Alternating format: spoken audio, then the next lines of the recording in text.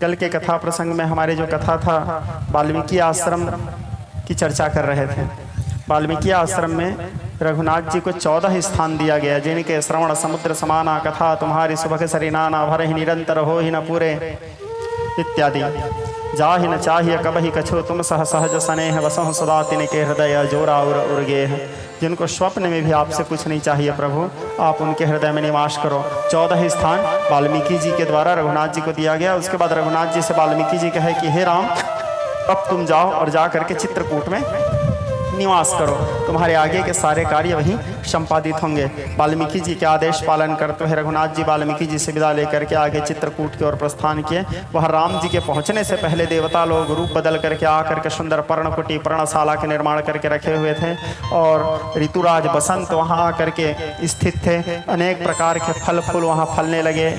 माता सीता वहां पर सुंदर, वाल्मीकि जी चित्रकूट में बड़ वृक्ष था, बड़ वृक्ष के नीचे अपने हाथों से सुंदर आंट बनाई थी, जिस आंट में राम लक्ष्मण सीता जी बैठते थे और सुंदर तुलसी के पौधे लगाई हुई थे माता सीता।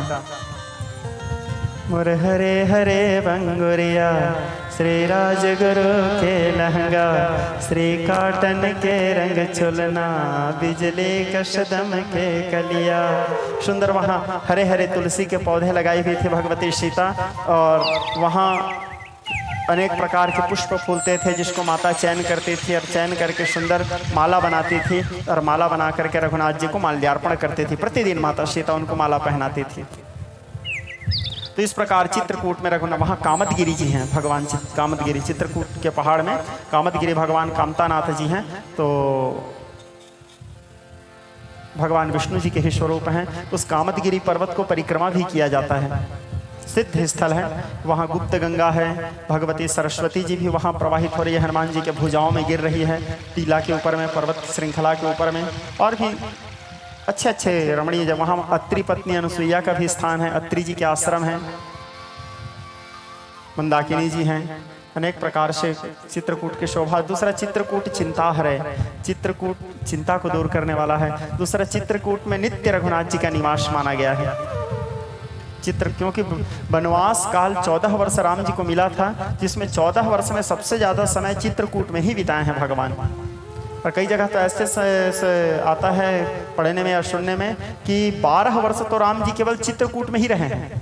14 वर्ष में 12 वर्ष रघुनाथ जी चित्रकूट में समय व्यतीत किए हैं। अब बचत जो 2 वर्ष है फिर पंचवटी अन्यत्र यत्र तत्र वन में भटकते हुए रघुनाथ जी, क्योंकि चित्रकूट में वो केवल कामदगिरी एक पर्वत नहीं, चित्रकूट के चारों ओर बहुत सुंदर सुंदर जगहें हैं। आप कभी चित्रकूट जाएंगे तो देखना, चारों ओर बहुत सुंदर सुंदर स्थान हैं। तो रघुनाथ जी चित्रकूट में बहुत समय व्यतीत किए, तो भगवान राम जी वहां चित्रकूट में निवास करने लगे। अब इधर कथा प्रसंग को मोड़ते हुए श्री याज्ञवल्क्य जी भरद्वाज जी से कहने लगे, भरद्वाज जी, यह सब रुचिर चरितमय भाषा, यह सब रुचिर चरितमय भाषा, अब सो सुनहु जो बीच ही राखा। ये सारे चरित्र को तो मैंने कह दिया, अब उस कथा को सुनो जिस कथा को मैंने बीच में रख दिया था। कौन सी कथा? जब सुमंत जी वापस आए, कहाँ? अयोध्या नगर प्रवेश के नया धियारा। जैसे आके देखते हैं अयोध्या वीरान लगने लगा राम के बिना। महाराज दशरथ से मिले, महाराज दशरथ बार बार पूछे कि मित्र सुमंत जी महाराज दशरथ के सचिव भी थे और महाराज दशरथ के मित्र भी थे, दोस्त, बेस्ट फ्रेंड थे, वो अंतरंग के सखा थे, अपने मन के सारे बात उनसे शेयर करते थे, बताते थे। तो सुमंत जी से कहे, मित्र राम आ गए। सुमंत कहने लगा, मैंने बार बार समझाया महाराज कि आपके पिताजी को मैं जा करके क्या जवाब दूंगा। राम वापस चलो, आपके पिताजी मुझे बोले हैं 4 दिन वन घुमा के ले आना, मैं जाऊंगा तो आप महाराज मुझसे पूछेंगे मैं क्या जवाब दूंगा। लेकिन राम जी मुझसे कहे, मित्र महाराज दशरथ से कहे, पित्राज्ञा परिपालनम, पिता का आज्ञा है तात, मैं वापस नहीं जाऊंगा, 14 वर्ष के बाद आऊँगा। इस प्रकार कह करके मुझे विवश करके वहाँ से विदा कर दिया महाराज। और राम जी आगे वनवास के लिए माता सीता और भाई लखन के साथ प्रस्थान किए। जैसे महाराज दशरथ सुने, विलग गए, रुदन करने लगे, विलाप करने लगे, प्रलाप करने लगे, आर्तनाद करने लगे। माता कौशल्या के कक्ष में महाराज दशरथ निवास कर रहे थे, कौशल्या के गोद में सोए हुए थे महाराज। आपे आप कभी मूर्छित हो जाते थे, कभी होश में आते थे, आंखों से आंसू बहते रहता था। उनके लंबे लंबे श्वास लेने लगे। महाराज दशरथ कौशल्या से कहने लगे, कौशल्या एक बात है, मैं तुझसे छिपा के रखा था कौशल्या। मेरा इच्छा हो रहा है कि आज उस बात को तेरे को बता दूं। बोले क्या बात है, बोलिए ना महाराज, क्या बात है आपके मन में? बोले बात ऐसा है कौशल्या, मेरे युवा अवस्था की बात था। उस समय मेरा विवाह नहीं हुआ था, ये बात को मैं छिपाया था तेरे से आज तक। श्रवण कुमार अपने माता पिता को अंतिम काल में बता रहे हैं महाराज इस बात को। बोले अब मेरे जीवन का ठिकाना नहीं है कौशल्या, कब मेरे शरीर से प्राण निकल जाए राम के वियोग में, और मैं तुझसे कोई बात आज तक छिपाया नहीं। इस बात को यदि छिपा के मर जाऊंगा तो मेरे आत्मा को शांति नहीं मिलेगा। राज परिस्थिति ऐसे है कि तेरे को बताना भी आवश्यक है, इसलिए बता रहा हूँ। मेरे युवा अवस्था की बात है। श्रवण कुमार अपने माता पिता अंधा अंधी को, तापस ऋषि को, ऋषि और ऋषि पत्नी को अपने कंधे में लेकर के सभी तीर्थों का भ्रमण करवा रहे थे। भ्रमण करवाते करवाते आखिरी एक तीर्थ बचा हुआ था, अयोध्या, सरयू। अयोध्या को भी तीर्थ माना गया है, सप्तपुरी में से एक पुरी है, वहाँ सरयू जी हैं। सरयू के जल पिलाने के लिए, सरयू में स्नान करवाने के लिए लाए हुए थे। कुछ दूर में रखे थे अपने माता पिता को, अंधा अंधी को, और जल भरने के लिए तूमा, तूमा मतलब जानते हो ना आप लोग, तूमा में जल भरने के लिए आए हुए थे, जल भर रहे थे। मैं शिकार खेलने के लिए निकला हुआ था। तूमा में जल भरने की आवाज़ सुन के मुझे ये लगा कि कहीं कोई हाथी जल तो नहीं पी रहा है, और इस भ्रम में मैं अस्त्र संघान किया, शब्द भेदी बाण का प्रहार किया। कौन से बाण का? शब्द भेदी बाण का प्रहार किया। जब अस्त्र संघान किया मैं देखा नहीं था, वो बाण जाकर के श्रवण कुमार को लगता है। श्रवण कुमार को बाण लगने के बाद श्रवण कुमार धड़ाम से नीचे गिर गए, लंबे लंबे श्वास लेने लगे। मैं अपने शिकार को खोजते हुए सामने गया, जाके देखता हूँ तो एक ब्राह्मण बालक, एक ब्राह्मण कुमार को बाण लगा हुआ था, एक ब्राह्मण कुमार को अस्त्र लगा हुआ था। मेरे को अपने आप में बहुत ग्लानि होने लगा, पश्चाताप होने लगा। आहा, मैं एक ब्राह्मण के ऊपर अस्त्र संघान कर दिया, एक ब्राह्मण को मार डाला, ब्रह्म हत्या मेरे से, ब्राह्मण के साथ मैंने अपराध किया। जबकि सापक ताड़क पुरुष कहंता विप्र पूज्य सगा वही संता, ब्राह्मण तो सदैव पूजनीय है। भगवान शंकर उत्तरकांड में बता रहे हैं, इंद्र कुलिस ममसूल कराला, काल दंड हरि चक्र कराला, जो इनके मारे नहीं मरई, विप्र द्रोह पातक सो जरई। और मैंने उस ब्राह्मण के साथ द्रोह किया, ब्राह्मण को मार दिया। मैं तो क्षत्रिय हूँ, मेरा काम था ब्राह्मणों का रक्षा करना, गौ का रक्षा करना, धर्म का रक्षा करना, और मेरे से इतना बड़ा अपराध हुआ, इतना जघन्य अपराध हो गया। मैं श्रवण कुमार से पूछा, आप कौन हो ब्राह्मण देवता? आप तो ऋषि बालक लग रहे हैं। श्रवण कुमार बोले, मेरा नाम श्रवण कुमार है। कौशल्या को बता रहे हैं महाराज, मेरा नाम श्रवण कुमार है। आपने मुझे क्यों मारा महाराज? आप तो धर्म के आसन में बैठे हैं, धर्म ध्वज रक्षक हैं। मैं क्या अपराध किया था महाराज? मैं तो अपने माता पिता, अंधा माता पिता जो अपने हाथ से जल भी नहीं पी सकते, उनको जल पिलाने के लिए, जल लेने के लिए आया हुआ था महाराज। आप एक निरपराधी को मार दिए। महाराज दशरथ उनसे क्षमा मांगने लगे, कहने लगे, मैं क्या क्षमा करूँगा महाराज, मेरा तो प्राण जाने वाला है। मुझे इस बात का दुख नहीं है महाराज कि मैं मरने वाला हूँ, मुझे इस बात का दुख है कि आप अकेले मेरे को नहीं, एक बाण से 3 लोगों को मारे हो महाराज। मैं तो मरूंगा, ये सत्य है महाराज आपके बाण से, लेकिन मेरे वियोग में मेरे माता और पिता भी मर जाएंगे। खैर कोई बात नहीं महाराज। कितना उदार श्रवण कुमार। उसके बाद भी कहते हैं, मैं आपसे नाराज नहीं हूँ महाराज, बस एक कृपा कर दीजिए, मेरे माता पिता प्यास में तड़प रहे हैं, उनको जा करके जल पिला दीजिए। इस प्रकार कहते कहते अपने पिता माता की स्मरण करते हुए श्रवण कुमार प्राण त्याग दिए। एक कंधे में श्रवण कुमार को रखे महाराज दशरथ। आज उनसे श्रवण कुमार के बोझ सहा नहीं जा रहा था, जिसके कंधा वृषभ कंध हुरबाहु विशालम, इतना विशाल कंधा, इतना विशाल भुज। महाराज दशरथ के बल के सीमा नहीं, जो देवासुर संग्राम में जाकर के विजयी होकर लौटने वाले महाराज दशरथ आज निर्बल हो गए, क्योंकि ब्राह्मण हत्या करके उसके शव कंधे में रखे हैं। उनका कंधा उठा नहीं पा रहा था उस बोझ को। एक हाथ में तुबड़ी में जल लेकर के चले और जा करके उसके माता पिता के सामने में जैसे जल को रखे, उनके माता पिता कहने लगे, अंधा अंधी वो तापस ऋषि बोले, बेटा श्रवण कुमार आ गए, श्रवण दो बेटा जल। महाराज दशरथ जल देने लगे। बोले, बेटा विलंब कर दिए जल लाने में? कुछ नहीं बोल रहे हैं महाराज दशरथ। बोले, बेटा हमसे बात क्यों नहीं कर रहे हो? फिर नहीं बोले महाराज दशरथ कुछ। बोले, बेटा यदि हमसे बात नहीं करोगे तो हम जल नहीं पिएंगे। बोले, अब महाराज दशरथ विवश हो गए बोलने के लिए। कहने लगे, हे मुनिराज, मैं अयोध्या नरेश महाराज दशरथ हूँ। आपके पुत्र जल भरने गया था, मैं शब्द भेदी बाण से आपके पुत्र का प्राण ले लिया महाराज। आपका पुत्र सामने रखा हुआ है। आपके पुत्र बोले कि आपको जल पिला दूं, इसलिए जल लेके आया हूँ महाराज। अंधा ऋषि रोने लगे, उसकी पत्नी रोने लगी। अंधा ऋषि रोते रोते कहने लगे, महाराज दशरथ आप तो धर्म के सिंहासन में बैठते हैं महाराज, चारों ओर चंद्र दिवाकर आपकी कीर्ति है, धर्म की रक्षा करते हो कहते हैं महाराज। हम लोगों का क्या अपराध था महाराज जो आपने मार दिया हमारे पुत्र को? हमारा अपराध क्या था महाराज? निरपराधी को आपने दंड दिया है महाराज, निरपराधी को आपने मारा है। अब हम अपने पुत्र के बिना जिएंगे कैसे महाराज? विलाप करने लगे। और विलाप करते करते महाराज दशरथ को श्राप देते हुए और ऋषि कहते हैं, जैसे आज पुत्र के वियोग में मैं तड़प रहा हूँ महाराज, ऐसे और तड़पते हुए मर रहा हूँ, ऐसे एक दिन तुम भी पुत्र के वियोग में तड़पते हुए प्राण त्याग दोगे महाराज। श्राप देते देते वो मुनिराज प्राण त्याग दिए। उस मुनि के वियोग में उसकी पत्नी भी वहीं पे थी, अपने पति के कंधे में सिर टिकाई और गोद में गिर करके उसकी पत्नी भी मर गई। महाराज दशरथ के एक शब्द भेदी बाण 3 ब्राह्मणों का प्राण लिया। उस बात को कौशल्या को बताते हुए कहने लगे, कौशल्या वो बात आज मुझे याद आ रहा है, वो ऋषि का मुझे श्राप था कि मैं अपने पुत्र के वियोग में मर जाऊंगा। आज मेरा पुत्र का वियोग आ गया है, लगता है वो ऋषि का श्राप सफल होने वाला है, मेरे अंतिम समय आ गया है कौशल्या। विज्ञ स्नेही स्वजन महाराज दशरथ इस बात को याद करते करते लंबे लंबे श्वास लेने लगे, रघुनाथ जी के याद करने लगे। गोस्वामी जी लिखते हैं दोहा में, राम राम कही राम कह, राम राम कही राम, राम राम कही राम कह, राव गए सुर धाम, राव गए सुर कहते कहते महाराज दशरथ के पंचभौतिक शरीर नष्ट हो गया। उनके शरीर से प्राण पखेरु निकल के साकेत के लिए प्रस्थान किए। अयोध्या के सारे दीप मालाएं बुझ गए। माता कौशल्या चीख चीख के दहाड़ दहाड़ के रोने लगी। देखते देखते बात आग के समान फैल गया पूरे अयोध्या में कि महाराज दशरथ का प्राणांत हो गया राम के वियोग में। पूरे नगरवासी सब केकई को गाली देने लगे। माता केकई का भी क्या त्याग और कुर्बानी रहा होगा श्रोता समाज।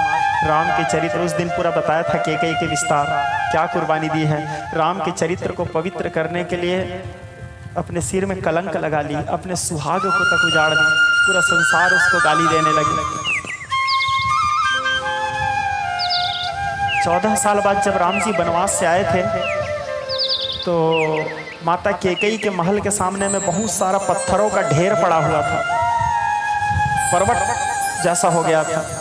राम जी आकर के सचिव सुमंत से पूछे हैं, तात ये माता केकई के द्वार के सामने में, महल के सामने में इतने सारे पत्थर का ढेर क्यों पड़ा है तात? सचिव सुमंत कहे, राम सब लोग केकई के कारण तुम वनवास गए हो ये सोच करके जो इधर से गुजरते थे पत्थर फेंक के मार के जाते थे राम केकई। कितना बड़ा कलंक था उसके सिर में।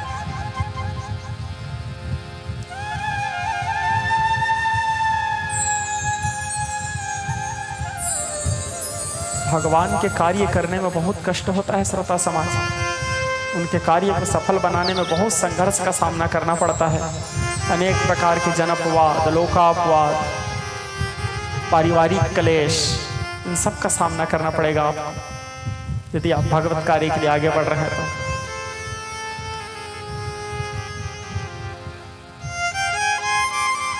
पूरे अयोध्या में बात फैल गया, महाराज दशरथ का प्राणांत हुआ है, गुरु वशिष्ठ तक बात गया। अब घर में पिता नहीं है तो गुरु को पिता के समान माना जाता है। पिता से भी ऊंचा स्थान है गुरु का। गुरु का स्थान तो भगवान से भी ऊंचा है श्रोता समाज। गुरु जी आए, पिता की अनुपस्थिति में गुरु का दायित्व है कि वो पिता की भूमिका निभाए। और यदि राजा नहीं है तो राजगुरु का कर्तव्य है कि राजा की अनुपस्थिति में राजगुरु राज्य का दायित्व को निभाए। गुरु महाराज वशिष्ठ आए और आ करके सबको समझाए। समझाने के बाद बोले, एक काम करो, अभी वर्तमान में इनके 2 पुत्र तो है नहीं, राम और लक्ष्मण, और रहा सवाल और 2 पुत्र हैं जिनके, जो भरत और शत्रुघ्न, वो भी नहीं है। वो अपने नाना गांव गए हैं घूमने के लिए, ननिहाल। अब उनको थोड़ी पता था हम घूमने जाएंगे और हमारे पिताजी मर जाएंगे। अपने नाना गांव गए थे, केकय देश, भरत और शत्रुघ्न।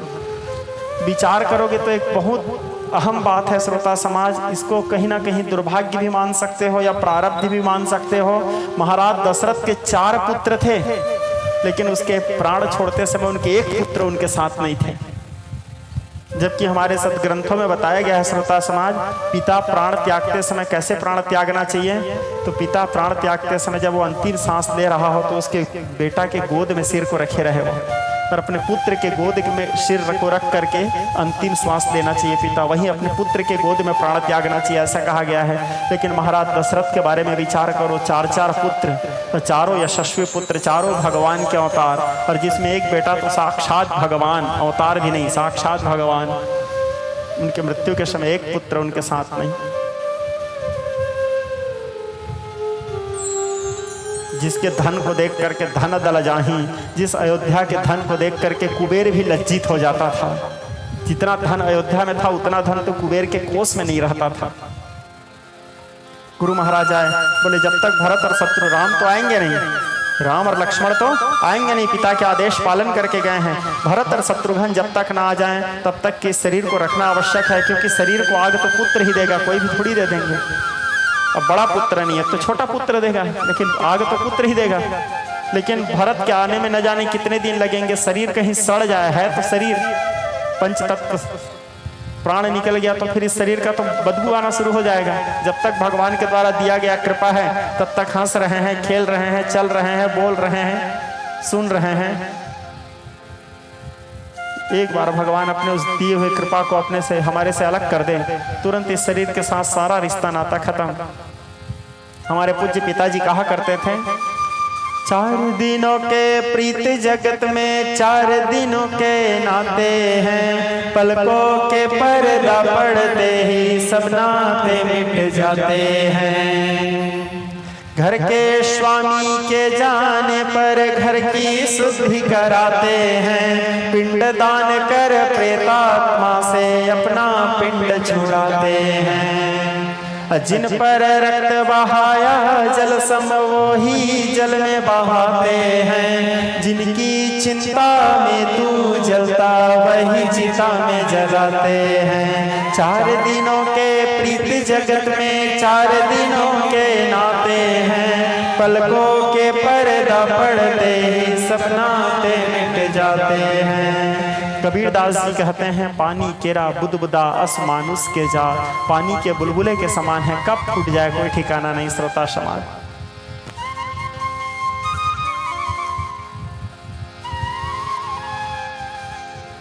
उनके शरीर को कपड़े में लपेट करके तेल में डुबा के रखा गया। भरत लाल जी के पास संदेश भेजे। गुरु वशिष्ठ कहे, जा करके भरत से ये दशरथ जी के मृत्यु के बारे में मत बताना, उनसे जाके ये कहना कि उनके गुरु जी उनको याद किए हैं। अपने शिष्य के ऊपर गुरु को भरोसा था, वो जानते थे यदि भरत लाल को पता चला कि गुरु जी याद किए हैं तो वो अविलंब दौड़ते हुए आएंगे, गुरु जी मुझे याद किए।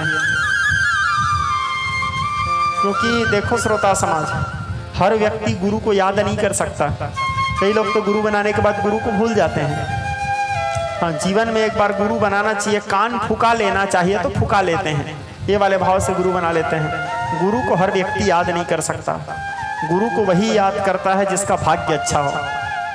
हम गुरु को याद कर रहे हैं तो ये हमारा भाग्य है, अच्छा भाग्य है, तभी हम गुरु को याद कर पाते हैं। और गुरु हमको याद कर रहे हैं तो ये सौभाग्य है। हम गुरु को याद कर रहे हैं ये भाग्य है, और कहीं गुरु जी हमको याद कर रहे हैं तो ये सौभाग्य है कि गुरु जी हमको याद कर लिए। विज्ञ श्रेष्ठ स्वजन महाराज भरत के पास पहुंचे, अयोध्या से दूत जा करके जैसे बोले, आपके गुरु जी आपको याद किए हैं। दूत के बात सुन करके भरत लाल जी जैसे थे, जिस स्थिति में थे उसी स्थिति में, पद प्राण तक नहीं पहने थे, मुकुट तक नहीं पहने थे, अच्छे से वस्त्र तक नहीं पहने थे, और दौड़े दौड़े चले। गुरुदेव उस रथ में तक नहीं बैठे, केकई देश से सोचो आए गुरु आश्रम वशिष्ठ जी के आश्रम के लिए दौड़ते हुए निकल गए। गुरुदेव गुरुदेव मुझे गुरु जी याद किए हैं, मुझे गुरु जी याद किए हैं। क्या गुरु भक्ति था। इसीलिए तो भरत लाल जी के विषय में मानस में तुलसीदास जी लिखते हैं, भरत महामहिमा जलराशि मुनि मति ठाड़ रही अबलासी। ऐसे भरत लाल जी के चरित्र, मर्यादा के मूर्तिमान स्वरूप, संस्कार के मूर्तिमान स्वरूप, धर्म के मूर्तिमान स्वरूप, नियम के मूर्तिमान स्वरूप, अनुशासन के मूर्तिमान स्वरूप भरत लाल जी। भरतलाल जी दौड़े दौड़े आए, अपने पीछे पीछे शत्रुघ्न रथ लाए, रथ में फिर भरत जी को बिठाए और भरत और शत्रुघ्न दोनों भाई गुरु जी के आश्रम में आए। आने के बाद रथ से कूद गए, दौड़ते दौड़ते गुरु जी के पास गए, गुरु जी के पैरों के नीचे में गिर गए, दंडवत प्रणाम किया, बोले गुरुदेव आपने मुझे याद किया, गुरुदेव मेरा क्या सौभाग्य गुरुदेव, आप मुझे याद कर लिए, मेरे लिए क्या सेवा है गुरुदेव, आदेश कीजिए गुरुदेव। बोले अभी फिलहाल तुम यात्रा करके आए हो पुत्र, जाओ पहले थकान दूर करो, घर में विश्राम करो, जलपान करो, मैं घर आ रहा हूँ पुत्र, वहाँ तुमसे मिलूंगा, बात करता हूँ। जो आदेश गुरुदेव। इस प्रकार कह करके भरतलाल जी रथ में आरूढ़ होकर के अयोध्या नगर की ओर प्रस्थान किए। गुरु जी उसको नहीं बोले कि तुम्हारे पिताजी मर चुके हैं, राम वनवास जा चुके हैं।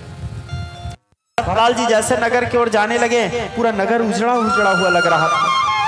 सब लोग अपने अपने, सबके घर का दरवाजा बंद था, सब लोग अपने अपने घर के आगे में सिर पकड़ पकड़ के बैठे थे, सब रो रहे हैं, कुत्ते लोग रो रहे हैं, सियार रो रहा है, आसमान में कौआ उड़ रहे हैं, गिद्ध उड़ रहे हैं, अनेक बिल्ली बार बार रास्ता काट रहे हैं, अनेक प्रकार के अपशगुन हो रहा है। भय लग रहा है अयोध्या। भरतलाल जी शत्रुघ्न लला से पूछते हैं, भैया न जाने क्यों अयोध्या में आज मुझे अजीब घुटन हो रहा है भाई, अंदर प्रवेश कर रहा हूं तो व्याकुल लग रहा है। देखो ना, ये सब नगरवासी लोग मेरे को ऐसे देख रहे हैं मानो मैं कोई बहुत बड़ा अपराध करके आया हूं। सब लोग भरतलाल जी को आते देख करके घूर घूर के देख रहे थे, चिल्ला के तो नहीं लेकिन मुंह में कुछ कुछ कुछ कुछ बोलते रहते थे, उसको गाली देते रहते थे। पता चल जाता है कि सामने वाला मेरे को गाली दे रहा है, मेरे को घूर रहा है। भरतलाल जी बोले सब मेरे साथ ऐसे क्यों कर रहे हैं भाई, मैं तो कुछ नहीं किया हूँ भाई, एक मेरे को क्यों, बेचारा कुछ जान नहीं रहे हैं।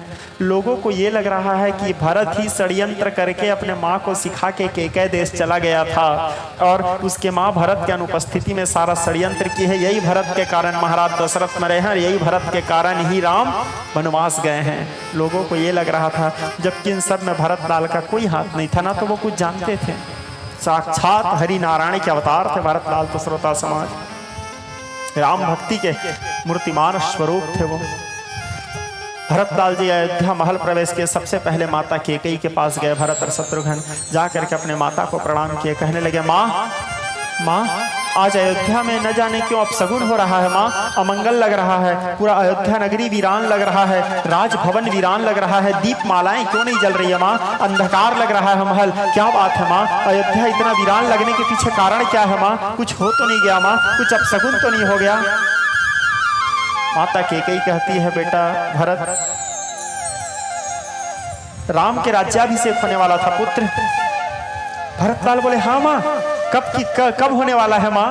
सोचो कितना निर्मल बुद्धि है। बोले होने वाला था पुत्र, तो फिर क्या हुआ माँ। बोले मुझे अच्छा नहीं लगा पुत्र, मंथरा आकर के मुझे कुछ कुछ कही। शत्रुघ्न दूर से सुन रहे थे, भरतलाल सामने हैं। मंथरा आकर के मुझे कुछ कुछ कही, मुझे सब अच्छा लगा मंथरा का बाद बेटा। फिर अच्छा लगने के बाद मैं महाराज कोप भवन प्रवेश की बेटा, और महाराज दशरथ से तुम्हारे लिए राजगद्दी मंगी बेटा, कि राम नहीं भरत राजा बनेंगे।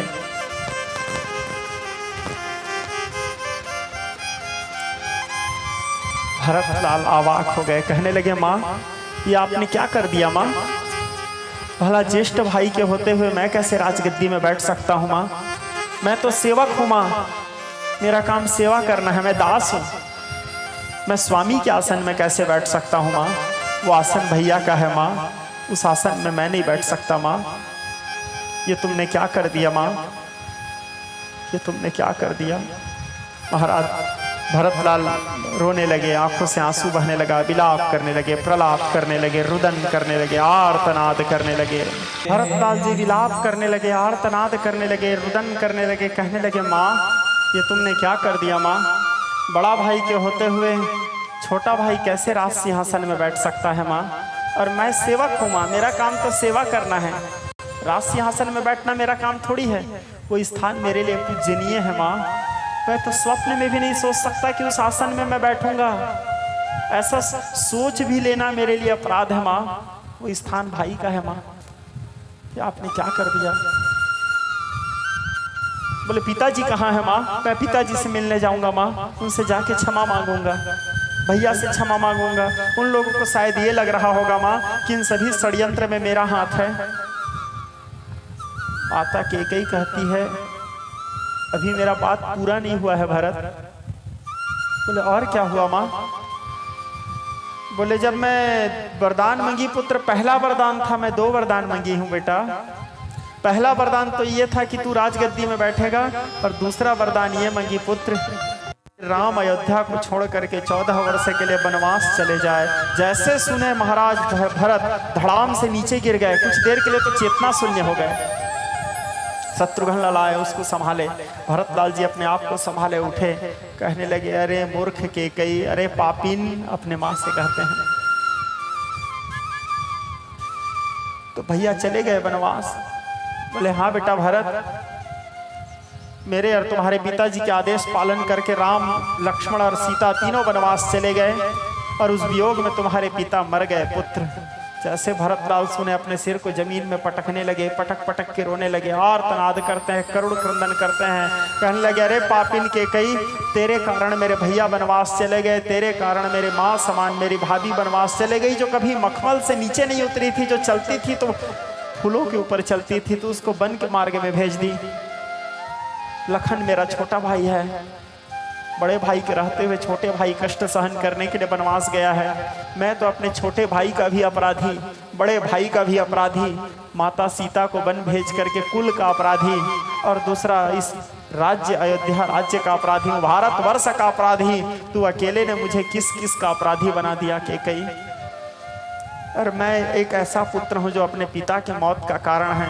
मैं प्रतिज्ञा करता हूँ कि कैकेयी, जब तक मेरे शरीर में प्राण है, जब तक मैं जिंदा रहूंगा, इस मुंह से कभी तेरे को माँ नहीं बोलूंगा। बोले महाराज। और इस घटना के बाद से लेकर के भरतलाल जी के परम धाम गमन तक भरतलाल जी कभी कैकेयी को माँ नहीं बोले। राम जी बस बोलते थे कैकेयी को माँ, लखन बोलते थे, शत्रुघ्न बोलते थे।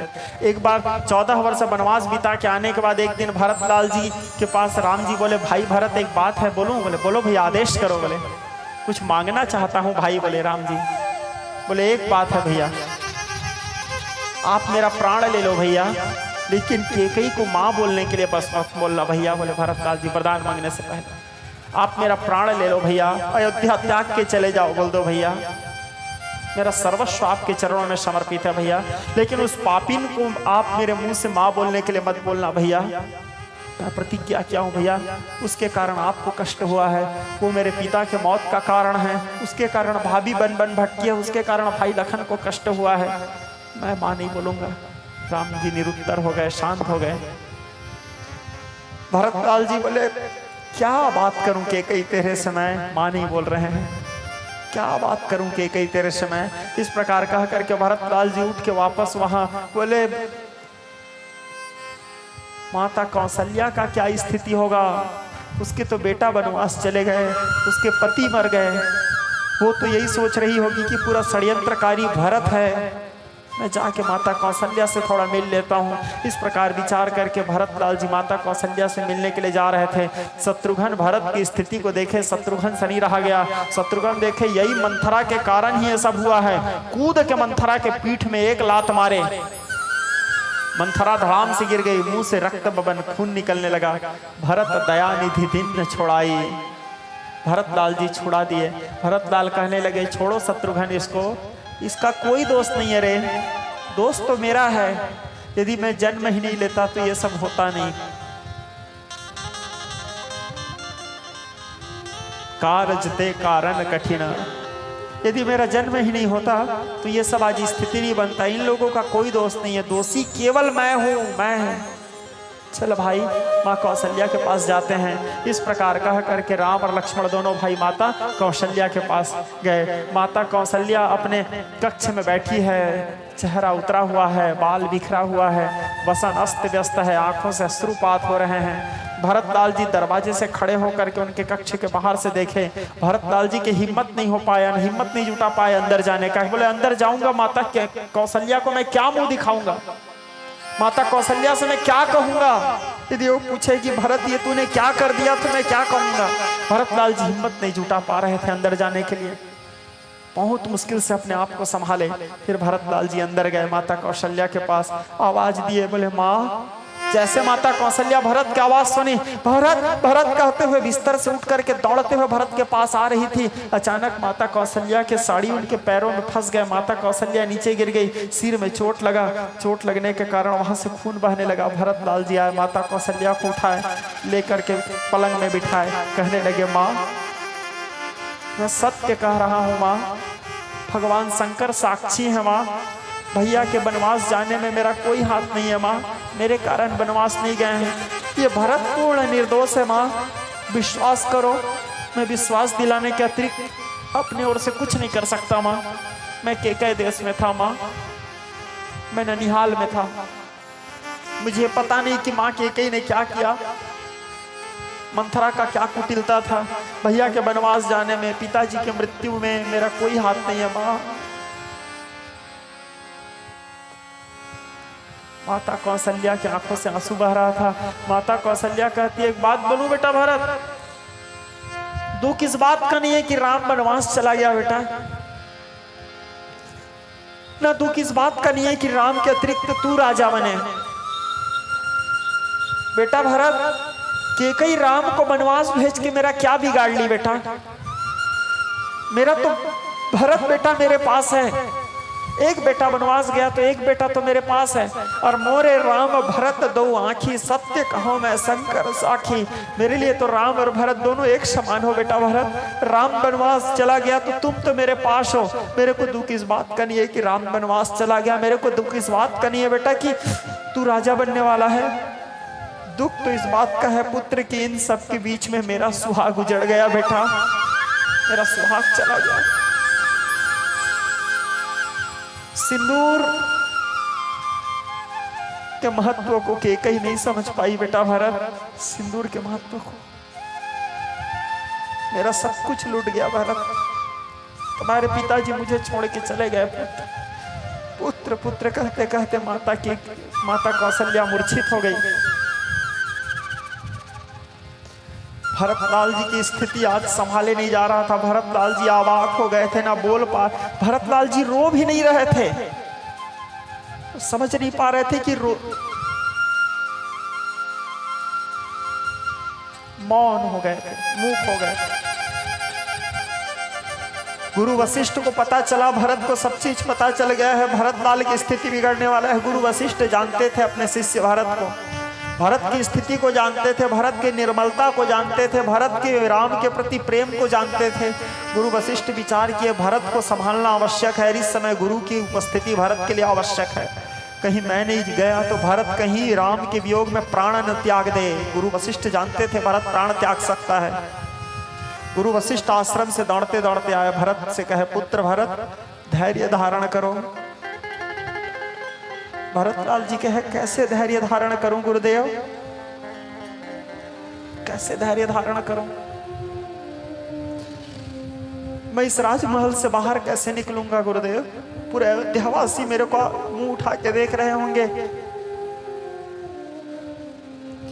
गुरु वशिष्ठ कहने लगे, बेटा कौन क्या कह रहा है, कौन क्या कहेगा, इसको ध्यान मत दो,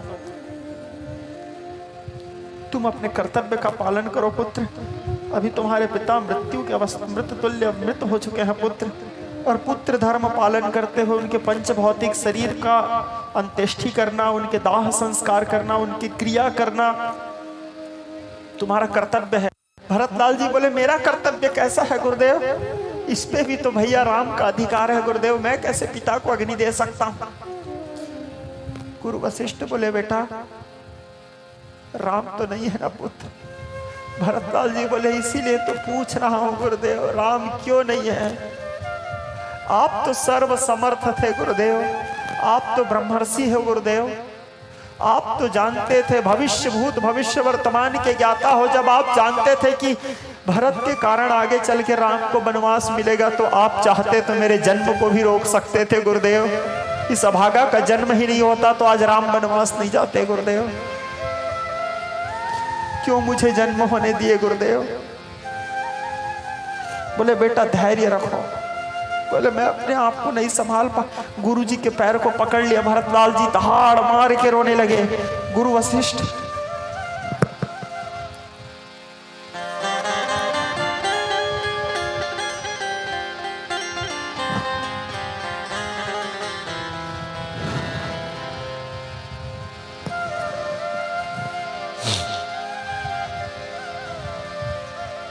गुरु वशिष्ठ बड़े मुश्किल से भरत को संभाले, कहने लगे पुत्र मेरा आदेश है, अपने आप को संभालो। क्या भरत लाल का पागलपन रहा होगा अपने गुरु के प्रति, इतना बड़े दुख में, इतने बड़े संकट में भी जब गुरु जी बोले बेटा मेरा आदेश है अपने आप को संभालो, भरत लाल आंख बड़ा बड़ा करके गुरु जी के चरणों को देखे, उसके आंख से निकलते हुए आंसू रुक गए। सोचो क्या प्रेम रहा होगा गुरु जी के प्रति, बड़ा बड़ा आंख करके अपने गुरु जी के पैरों को देखे, भरत लाल के आंख से जो आंसू निकल रहे थे वो आंसू वहीं पे स्तंभित हो गए, रुक गए। बोले गुरु जी बोले हैं आंख से आंसू नहीं निकलना है, आंख से निकलते हुए आंसू को भला कौन रोक सकता है। लेकिन भरत लाल जी के मर्यादा को देखो, गुरु जी बोले अपने आप को संभालना है, मतलब मेरे को संभालना है, गुरु जी आदेश कर दिए। भरत लाल जी उठे, बोले आदेश कीजिए गुरुदेव क्या करना है। 100 यात्रा निकालना है पुत्र, जो आदेश गुरुदेव। भरत लाल जी अपने आप को गुरु के आदेश से समेट लिए, 100 यात्रा निकला। सरयू किनारे चिता बनाया गया, महाराज दशरथ को उसमें लिटाए। महाराज दशरथ को उसमें लिटाने के बाद भरत लाल जी उसको अग्नि दिए। महाराज दशरथ के पंच भौतिक शरीर जल करके नष्ट हो गए, भस्मीभूत हो गए। अस्थि संचय किया गया, उनके अस्थि को सरयू नदी में प्रवाहित किया गया। मृत कर्म का जो जो भी क्रिया होता है सारे क्रिया संपन्न हुआ। तिलांजलि प्रदान किया गया महाराज दशरथ को, उनके पिंडदान आदि किया गया। फिर सभा लगा, क्योंकि अब ज्यादा देर राजा के बिना आसन को खाली नहीं रखा जा सकता, कोई न किसी को तो बिठाना है। महाराज दशरथ के कई को वचन दिए हैं, उसमें भरत को बिठाना है। सभा लगा, भरत अपने कक्ष में अपने आप को अकेला बंद करके रख लिए हैं, ना किसी से मिल रहे हैं, ना किसी से बात कर रहे हैं। यहां तक उसकी स्वयं की पत्नी मंडवी के साथ भी वो नहीं बैठ रहे हैं, अकेला। सारे सेवक द्वारपाल सबको अपने सामने से हटा दिए हैं, द्वार बंद करके अपने आप को कक्ष में बंद करके एकांत शांत मौन बैठे हैं। अब वो कक्ष में क्या कर रहे थे वही जाने, उस वियोग की अवस्था में। इधर सभा लगाए गुरु महाराज वशिष्ठ, क्योंकि राजा की भूमिका भी उन्हीं को निभाना है, राजगुरु है। सभा लगाए, सारे मंत्री परिषद, सारे सैनिक, सचिव, पूरे अयोध्या के नर नारी, माताएं, शत्रुघ्न सब बैठे थे। गुरु वशिष्ठ बोले जाओ, जा करके भरत को बुला के लेके आओ, क्योंकि भरत से ही तो बात करना है। इस सभा आयोजन करने का मुख्य उद्देश्य भरत को राज्याभिषेक करना है, राजगद्दी में बिठाना, इसीलिए सभा लगाए हैं। सैनिकों को बोले सैनिकों जाओ, जा करके भरत को बुला कर लाओ। सैनिक लोग गए, दूत गए, जा करके द्वार में भरत लाल को आवाज देने लगे, महाराज महाराज। आवाज देते देते थक गए, भरत लाल की तरफ से कोई उत्तर नहीं आया, ना दरवाजा खुला। दोबारा गए, तीसरा बार गए, चौथा बार गए, फिर भी वहां से कोई उत्तर नहीं मिला, ना द्वार खुला। गुरु महाराज वशिष्ठ समझ गए भरत द्वार खोलेगा नहीं। शत्रुघ्न से कहे, शत्रुघ्न तुम जाओ बेटा, और जा करके द्वार में खड़े होकर के बोलना, भाई भरत गुरु महाराज वशिष्ठ आपको याद कर रहे हैं, मेरा विश्वास कहता है पुत्र वो तुरंत आएगा। सोचो गुरु जी को भी अपने शिष्य के ऊपर कितना भरोसा। शत्रुघ्न ललाए, आकर के आवाज दिए, भैया गुरुदेव आपको याद कर रहे हैं। भैया जैसे सुने गुरुदेव याद कर रहे हैं, दौड़ते दौड़ते आए, द्वार खोले, वहीं से दौड़ते दौड़ते जिस अवस्था में थे उसी अवस्था में सभा कक्ष में पहुंचे। जाकर के गुरु जी के पैरों को प्रणाम किए। सब लोग बैठे हैं, वो गुरु जी के पैरों को पकड़ के गुरु जी के पैरों के नीचे बैठ गए, पैरों में सिर टिका करके। बोले क्या हुआ गुरुदेव? बोले बेटा भरत, तुम्हारे पिताजी माता केकई को, तुम्हारे माता केकई को वचन दिए थे कि तुमको राजा बनाना है। राजा के बिना सिंहासन सूना रहता है पुत्र, और जिस देश में राजा ना हो वो देश में अराजकता हो जाता है। राजा आवश्यक है पुत्र। राज सिंहासन सूर्यवंश का रिक्त है, अयोध्या का सिंहासन रिक्त है। उस राजगद्दी में तुम बैठ करके अपने पिता के आदेश का पालन करो पुत्र। भरत लाल बोले कैसे बैठ जाऊं गुरुदेव, वो स्थान तो भैया का है ना गुरुदेव, मेरे आराध्य का है, मेरे भगवान के स्थान में मैं कैसे बैठ सकता हूं गुरुदेव। गुरु महाराज समझाने लगे, बेटा भरत सुनो भरत भावी प्रबल, बिलखि कहो निनाद, हानि लाभ जी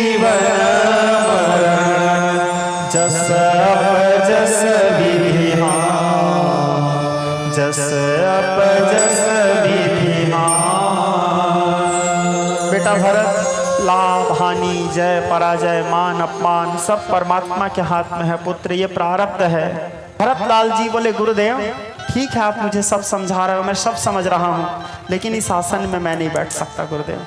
सब लोग अपना अपना मत बता रहे हो कि पिताजी ये चाहते थे, माता ये चाहती थी, प्रजा ये चाहते हैं, सचिव ये चाहते हैं, सेनापति ये चाहते हैं। एक बार कोई मुझसे तो पूछो कि भरत क्या चाहता है। एक बार मुझसे भी तो पूछना आप लोगों का कर्तव्य है ना गुरुदेव कि भरत क्या चाहता है। गुरु वशिष्ठ बोले हाँ, धर्म ये कहता है पुत्र, तुमसे भी पूछना चाहिए कि तुम क्या चाहते हो।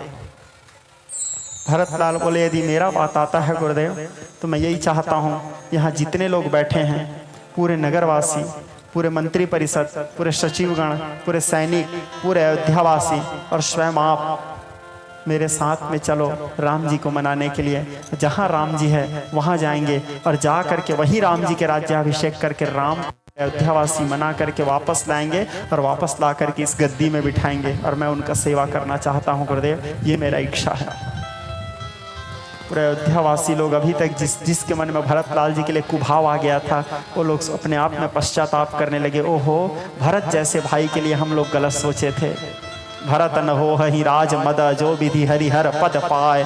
भरत को कभी राज का मोह नहीं हो सकता। जबकि अयोध्या कोई छोटा मोटा राज सिंहासन नहीं था। श्रोता समाज, देवता लोग आते थे उस सभा में बैठने के लिए, जिसके धन को देख करके धन दल जाही कुबेर लज्जित हो जाता था। ऐसे अयोध्या के राज गद्दी को भरत लाल जी बबन के समान त्याग कर दिए। बबन अर्थात उल्टी के समान। उतने बड़े राज छत्र राज्य करने वाला वो राज सिंहासन था। बाकी पूरे भारतवर्ष में जितने राजा थे सभी राजा उस राज सिंहासन के अधीन थे और उस राज गद्दी में बैठने का अवसर उसको मिला था और उसको ऐसे ही सहर्ष त्याग कर दिया भरत लाल जी और उस आसन के सेवा करने का उस मौका को चुने। कहे कि सेवक बनने में आनंद है, स्वामी बनने में नहीं। तो राज गद्दी मिल चुका था उनको, बस बैठना बाकी था उसका, और भरत लाल उसका त्याग कर दिया। सब लोगों को भरत का मत अच्छा लगा। सब लोग चित्रकूट जाने की तैयारी करने लगे। बोले हाँ सब जाएंगे, जा करके राम जी के राज्याभिषेक करेंगे। पूरे सेना तैयार हुए, रथ तैयार किया गया, तीनों माताओं को बिठाया गया। गुरु वशिष्ठ जी रथ में बैठे, शत्रुघ्न को भी बिठाया गया। भरत लाल बस रथ में नहीं बैठे। बोले इस मार्ग से राम जी पैदल गए होंगे, मैं कैसे रथ में बैठ सकता हूँ। क्या मर्यादा वहां पे है। भरत लाल जी पैदल पैदल पूरे सेना का, पूरे जन सैलाब का अगवानी करते हुए भरत लाल जी जाने लगे। कुछ दूर जैसे श्रृंगवेरपुर पहुंचने वाले थे, श्रृंगवेरपुर के निषादों को पता चला, श्रृंगवेरपुर के निषादों को पता चला कि भरत राम को पूरे सेना लेकर के शायद मारने जा रहा है। भ्रम हो गया फिर। इतने सेना का क्या जरूरत, यदि अपने भाई से मिलने जा रहा है तो सेना का क्या जरूरत, पूरे चतुरंगड़ी सेना लेके जा रहा है। भरत को राजगद्दी मिलने के बाद घमंड हो गया। भरत शायद ये सोच रहा है 14 वर्ष वनवास के बाद जब राम आएंगे तो फिर राजगद्दी मांगेंगे, तो उससे अच्छा यही मौका है, दो भाई बस हैं, जंगल में ही मार देते हैं उनको। ये सोच करके पूरे सेना लेकर के दोनों भाई को मारने के लिए भरत लाल जा रहे हैं। इस प्रकार वहां के निषाद राज लोग आपस में चर्चा कर ही रहे थे। अचानक एक जने को छींक आ गया। इस सियान को कोई विषय में चर्चा कर रहे हैं और अचानक किसी को छींक आता है तो वो शुभ सगुन है, यानी उसका शुभ संकेत है, वो काम सफल होने वाला है या सही हो रहा है। तो सियान जो था वो कहता है भरत राम मनावन जाही। भरत राम से लड़ने नहीं, उसको मनाने जा रहा है, सगुन हो गया है। गुप्तचर भेजे, पता लगाए, पता लगाने के बाद पता चला सही वही है, भरत राम को मनाने जा रहा है। भरत लाल का स्वागत किए श्रृंगवेरपुर वाले लोग। गुहराज निषाद आए, बोले कि मुझ जैसे अछूत को भगवान गले से लगाए थे भरत लाल, मित्र कह के संबोधन किए थे। भरत लाल जी निषाद के पैर पकड़ लिए, कहने लगे आप भैया के मित्र अर्थात आप मेरे लिए भैया हो। भैया यहाँ कहाँ निवास किए थे? उस सिस्पा वृक्ष के नीचे जहाँ राम जी लेटे हुए थे, सोए थे, उस सिस्पा वृक्ष के नीचे उस कूस के बीच को दिखाया। बोले यहीं राम जी सोए थे। भरत लाल जी फिर रोने लगे, अपने गुरु जी के पास गए। गुरु जी से कहने लगे गुरु जी भैया यहाँ सोए थे, गुरु जी मेरे कारण है गुरु जी। फिर गुरु जी समझाया, बोले बेटा भरत बार बार दुखी क्यों होते हो, पुत्र जा रहे हैं ना पुत्र। जी गुरु जी। अब वहां से गुहराज निषाद अगवानी करते करते शव को लेकर के चित्रकूट की ओर प्रस्थान किए। जाते जाते भरतलाल जी भरद्वाज से मिलन हुआ, वाल्मीकि जी से मिले, उनका आशीर्वाद लिए। और जैसे चित्रकूट के समीप पहुंचने वाले थे, दूर से लक्ष्मण क्या है अलग पर्वत में रहते थे, वीरासन में 14 वर्ष नींद और नारी का त्याग किए हैं, वो सोए नहीं थे। लखनलाल जी कभी सोते नहीं थे, उसका विशेषता था, वो नींद के ऊपर विजय प्राप्त कर लिए थे। जो व्यक्ति नींद के ऊपर विजय प्राप्त कर लेता है उसको गुणाकेश कहते हैं। लखनलाल जी, अर्जुन को भी गुणाकेश कहा गया है, लखनलाल जी भी गुणाकेश हैं। वो नींद के ऊपर, नींद उनकी इच्छा से आता था, उनको नींद उनकी इच्छा से। यदि लखनलाल चाहे कि मुझे 14 वर्ष नींद नहीं आएगा तो 14 वर्ष उनको नींद नहीं आएगा। लखनलाल सोच लिए कि मेरे को आज दिन भर, आज रात भर नहीं सोना है तो दिन भर रात भर नहीं सोंगे, मजाल है निद्रा देवी का जो उसके शरीर में व्याप्त हो जाए। उसका इच्छा हुआ हाँ 15 मिनट मेरे को आराम करना है, तो 15 मिनट के लिए बस निद्रा देवी उसके पास आएगी, वो जिस समय इच्छा करे। निद्रा के ऊपर विजय प्राप्त कर लिए थे, वो सोते नहीं थे। निद्रा के ऊपर विजय प्राप्त करना साधारण बात नहीं है श्रोता समाज। व्यक्ति काम के ऊपर विजय प्राप्त कर सकता है, क्रोध के ऊपर विजय प्राप्त कर सकता है, लोभ के ऊपर विजय प्राप्त कर सकता है। नींद तो शरीर का भगवान के द्वारा बनाया गया विधान है श्रोता समाज, आएगा ही आपको, कैसे नहीं आएगा नींद।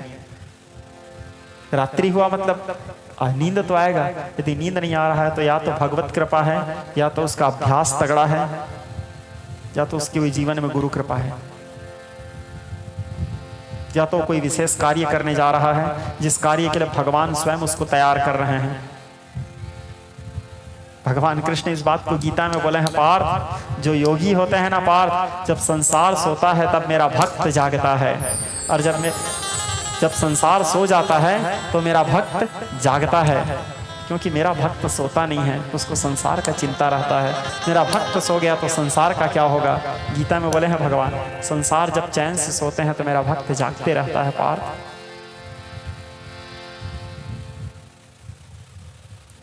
विज्ञ स्नेही स्वजन याज्ञवल्क्य जी भरद्वाज जी को कथा सुनाते हुए कहे, लखनलाल जी दूर से देखे अयोध्या के सेना को, लखनलाल जी को भी भ्रम हुआ, भ्रम की स्थिति। लखनलाल विचार करने लगे, भरत पूरे सेना लेके क्यों आ रहा है, कहीं राम जी को मारने तो नहीं आ रहा है।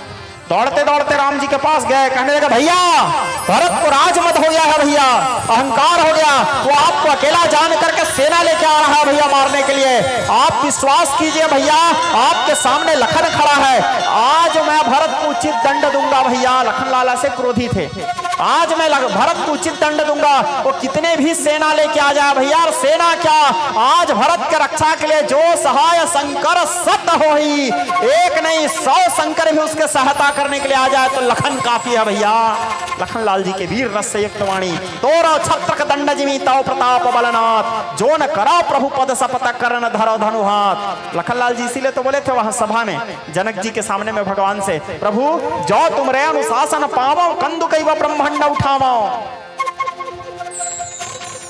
राम जी बोले व्यर्थ क्रोध कर रहे हो लखन, भरत को राजमद नहीं हो सकता, उसको ब्रह्मा विष्णु महेश का पद मिलेगा तो अहंकार नहीं हो सकता, वो कुछ और कारण से आ रहा होगा। ऐसे चर्चा चल ही रहा था कि अचानक भरतलाल जी वहां पहुंचे।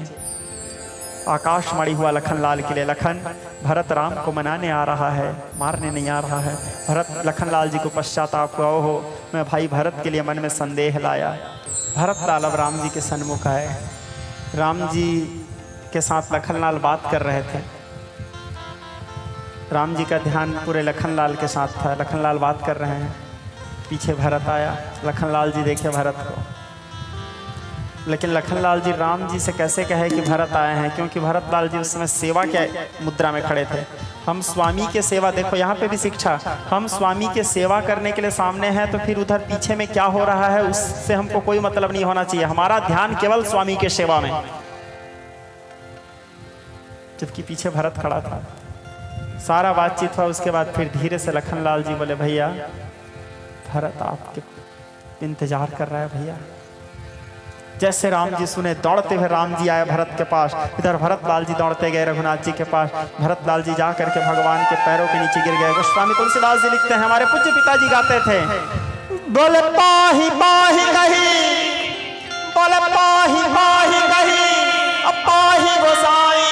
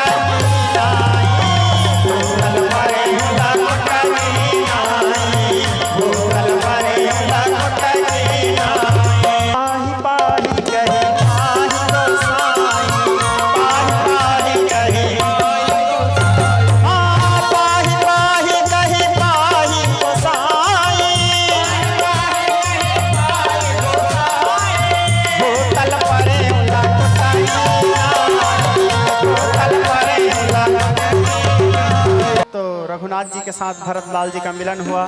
भरतलाल जी जब राम से मिलने आए तो 4 चीज छोड़ के आए थे। क्या क्या चीज याद करो आप लोग। गंगा जी में जब पार किए तो गंगा जी के पूजा करते समय भरतलाल जी क्या 4 चीज छोड़े थे? मानस पाठक ध्यान दें। अर्थन धर्मन काम रुचे, 4 चीज छोड़े थे भरतलाल जी। अर्थन धर्मन काम रुचे, गति न चाहो निर्वाण, जन्म जन्म रति राम पदा यह वरदान। ये 4 चीज छोड़ के आए थे, अर्थ धर्म काम मोक्ष। जब भगवान के सन्मुख आए तो भगवान जी भी 4 चीज छोड़े हैं। मानस में देखना आप लोग। जब भरतलाल से मिलने के लिए भगवान दौड़े तो कहूं पट, कहीं पे भगवान के पट अर्थात गामछा गिरा, कहीं पे धनु, कहीं पे धनुष गिरा, कहीं पे निशंग जो बाण रखने का पात्र होता है वो गिरा, और कहीं पे बाण। 4 चीज भगवान के भी गिरे, क्योंकि वो 4 चीज छोड़ के आए थे तो भगवान भी 4 चीज छोड़ के गए हैं। मैं आप लोगों को अपने कथा के दरमियान में आप बार बार बताए हूं, श्रोता समाज, भगवान की घोषणा है, मेरे मार्ग में पैर रख के तो देख, तेरे लिए हर मार्ग न खोल दूं तो कहना। जीव जब अपना जीवत्व को छोड़ के ईश्वर के सन्मुख जाता है तो ईश्वर भी अपना ईश्वरत्व को छोड़ करके जीव के सन्मुख आते हैं। जीव जब अपना जीवत्व को छोड़ करके शुद्ध अंतःकरण से भगवान से प्रेम करने लगते हैं तो भगवान भी ये भूल जाते हैं कि मैं जीव हूं। विचार करो, इतने बड़े ब्रह्म वेदांत के सिद्धांत जिसको नईति नईति करके गान करते हैं, साधारण से गांव के ग्वालीन लोग, भागवत कथा में आता है, गांव के गवालन लोग थोड़े से माखन, थोड़े से मिश्री दे करके सारे संसार को नचाने वाले भगवान को अपने इशारे में नचाते थे। थी थी थी थी थी थी ताल बले न हरि न नर्ता, गोविंद दामोदर माधवेति स्तोत्र में आदि गुरु शंकराचार्य लिखते हैं, रामानुजं क्षण के लोहम गोपे गृहीत्वा नवनीत गोलम आवालकं बालक आजुवाह गोविंद दामोदर माधवेति। थोड़े से माखन, थोड़े से मिश्री दे करके भगवान को नचाते थे गोपियां। नारद जी ऊपर से देखा, आश्चर्य में पड़ गए, बोले ये क्या हो रहा है? शेष के सैया में सोने वाला, शेष के सेज में सोई के, जो प्रभु नींद में सृष्टि के भार उठावे, जिन हरि के पद पंकज सेवत मात महालक्ष्मी हर सावे।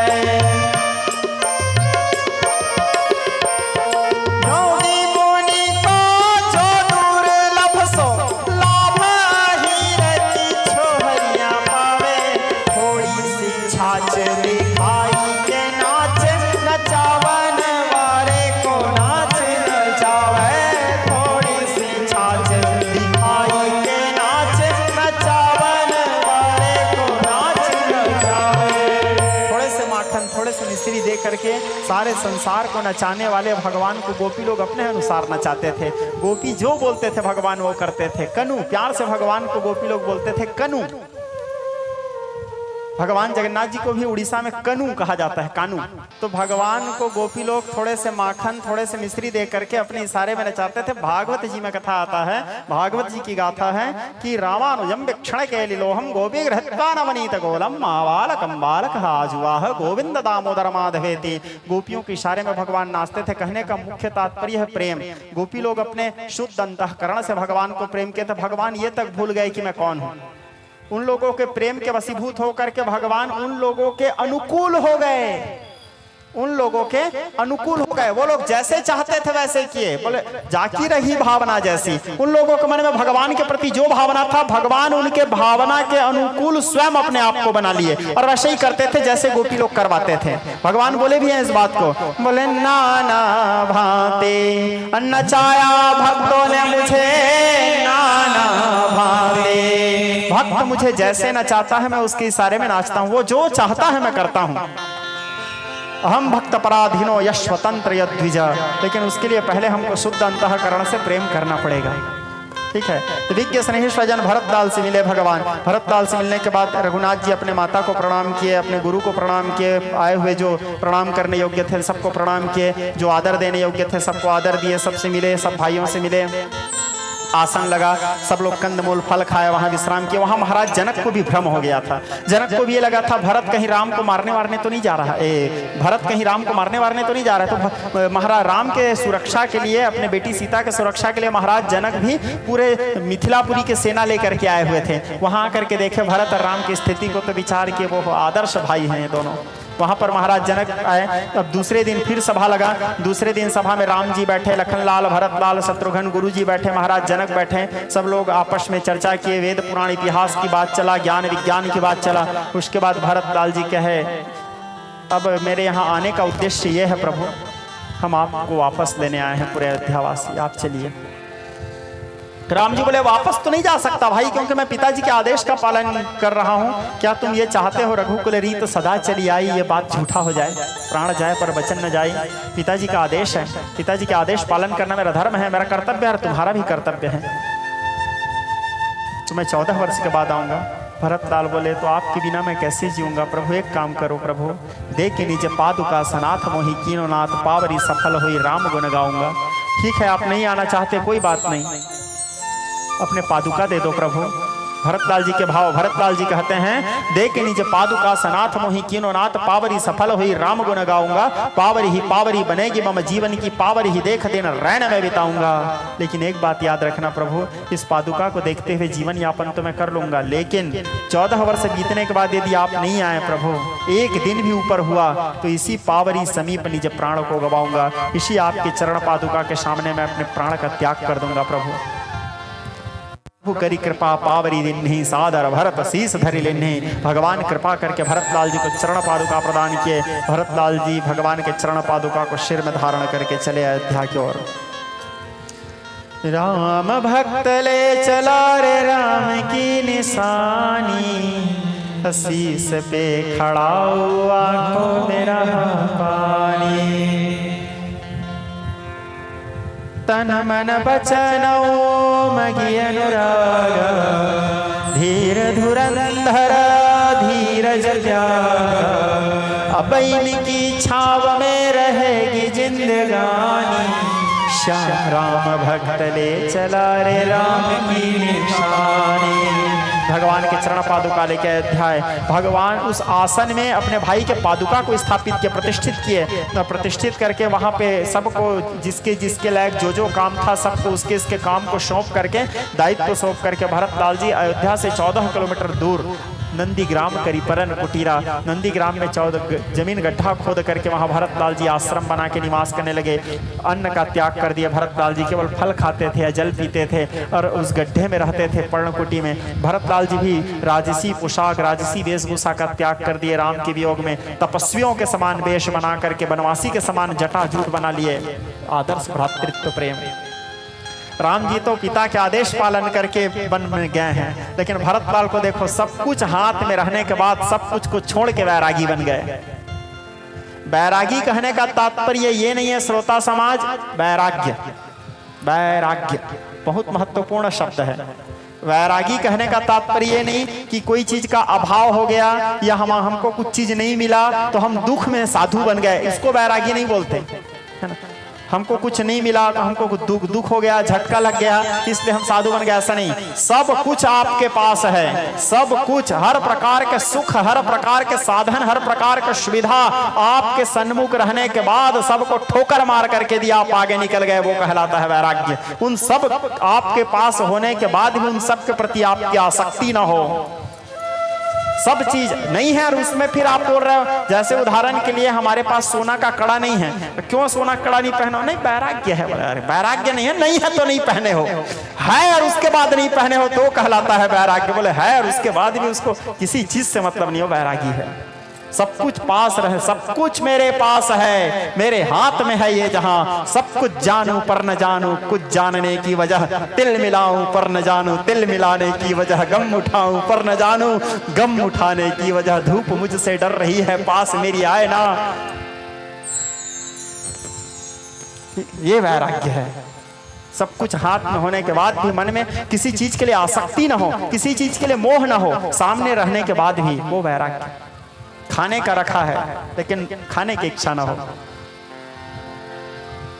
नींद भी आ रहा है, सोने की इच्छा हो रहा है लेकिन हम ना सो रहे हो, ये वैराग्य है। बिस्तर भी है, एसी भी लगा है, सब सुविधा है, सभी प्रकार से साधन है, फिर भी हम नहीं सो रहे हैं, ये वैराग्य है।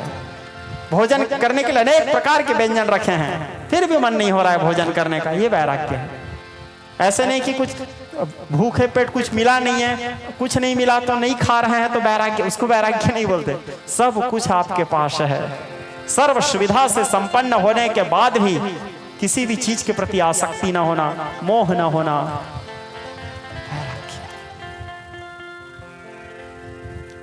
भरतलाल जी नंदीग्राम करी परन कुटीरा, नंदीग्राम में निवास करने लगे। निवास करते हुए अयोध्या की सुरक्षा करने लगे।